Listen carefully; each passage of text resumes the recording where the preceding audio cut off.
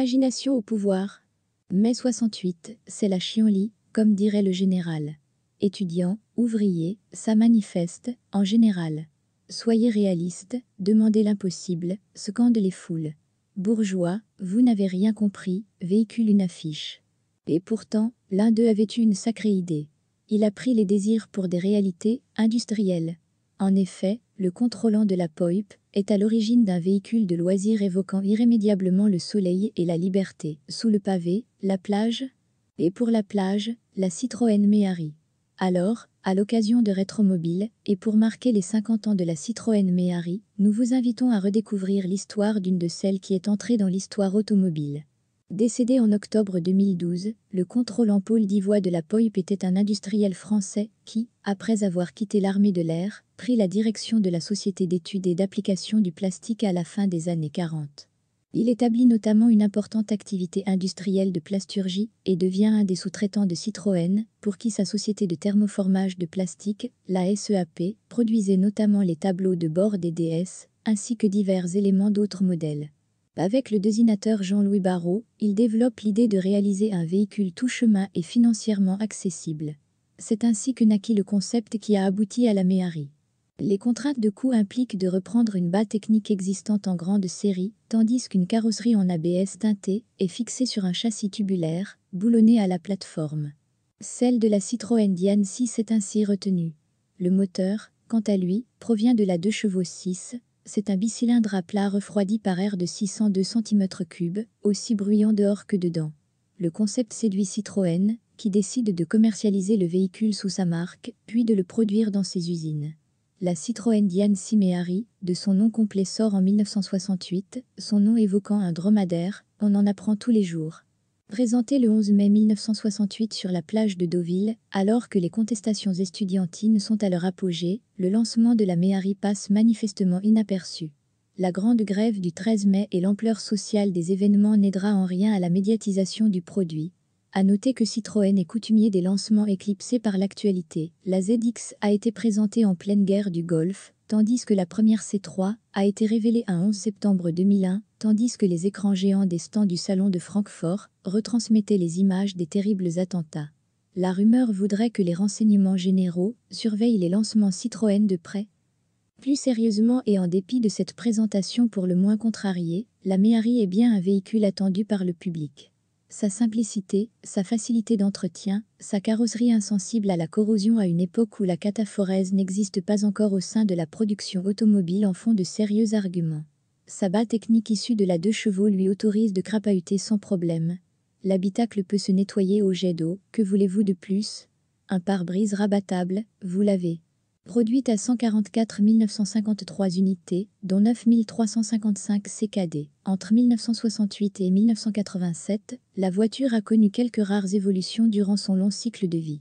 La carrosserie change légèrement pour le millésime 1970, afin d'intégrer des feux arrière de Citroën HY, tandis que quelques évolutions apparaissent en 1978. Des freins avant à disques accolés à la boîte remplacent les tambours. Les freins en sortie de boîte de vitesse sont alors assez courants chez Citroën à cette époque.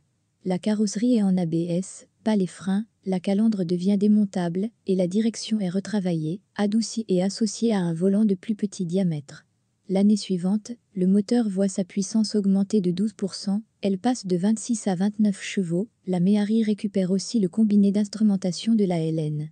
La version 4 apparaît également en 1979 et, contrairement à la 2 chevaux Sahara, dispose d'un seul moteur et d'un arbre de transmission. Citroën sait aussi opter pour des solutions classiques. Remarquez, la DS5 hybride 4 est, à sa manière, revenue à la solution des 2 moteurs pour créer une transmission intégrale. Comme quoi, il suffit parfois de s'inspirer du passé pour créer de belles innovations.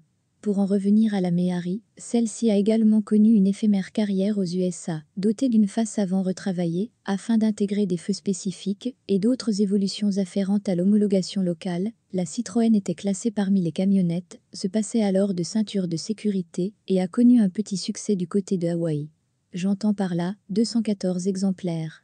Et c'est naturellement à Prague que j'ai vu une version américaine pour la première fois. La Méhari a enfin inspiré quelques concurrents. En premier lieu VV et British Leyland qui commercialisèrent respectivement la Type 181 et la Mini Moke. Cette dernière a connu la postérité pour avoir notamment véhiculé numéro 6 dans le village, Patrick McGowan dans Le Prisonnier pour les jeunes incultes qui nous lisent.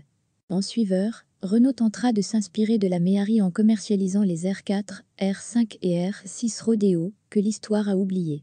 De l'autre côté du rideau de fer, c'est un dérivé de la Trabant 601 qui est chargé de véhiculer la joie de vivre sous Zonker, Latran. Pas super. Avouez que ça devait être bigrement sympa de respirer la fumée du deux temps de la Trabant dans cette version découvrable. De l'autre côté du mur, Citroën se heurte à un problème, la Méhari ne parvient pas à franchir le Rhin. Sa carrosserie en ABS est jugée trop dangereuse par le TÜV qui n'homologue pas le véhicule. La Méhari s'embraserait trop rapidement. Qu'à cela ne tienne, la filiale allemande de Fiberfab commercialisera un kit en fibre de verre adaptable sur la 2 chevaux. La Sherpa est née et sera commercialisée entre 1975 et 1982. Citroën n'est pas en reste en produisant des dérivés en polyester de la Méhari pour différents marchés. C'est ainsi que les marchés argentins et uruguayens sont servis par une Méhari un peu spéciale produite en Uruguay. Enfin, la Méhari connaîtra également un pendant fait d'emboutis en tôle, la Citroën FAF, facile à fabriquer, facile à financer, qui accouchera des Giannes iraniennes, Pony grecques et Baby Brousse ivoiriennes. Mais c'est une autre histoire, que je conterai un autre jour. Plus près de nous, l'importateur français d'Aro transformera l'horrible Aro 10 en horrible Spartana. La Méhari, quant à elle, connaîtra une sorte de descendance, avec la C3 plurielle, mais l'inutile complexité de cette dernière, la nécessité de coller aux normes des années 2000 et le positionnement malhabile du produit n'en firent pas un succès.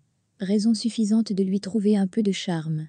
Il faut dire que l'extrême simplicité de la Diane Méhari, qui en faisait tout le génie, est antinomique avec la nécessité de coller à la législation actuelle, qu'il s'agisse du choc, de la dépollution ou des attentes de la clientèle en termes de confort. Qu'en reste-t-il aujourd'hui ? Différents concepts qui lui ont rendu hommage ou fait des clins d'œil. On peut penser à ces Airplay de 2005, ces Bugu de 2016, le concept Citroën Lacoste de 2010, ainsi que Cactus M de 2015. Alors, comme pour s'excuser de ne plus pouvoir enfanter une descendance aussi simple que l'original, la Méhari se met au vert par le biais d'une collaboration avec le groupe Bolloré. La Blue Summer, Autolib de plage, se voit recarrossée en Citroën et assemblée à Rennes-la-Janet. La Méhari est née, un peu malgré elle. Mais à défaut de clients, elle capte un certain capital de sympathie et sert de vecteur d'image mêlant écologie et nostalgie du cool. En plus d'abaisser la moyenne d'émissions de CO2 de la gamme.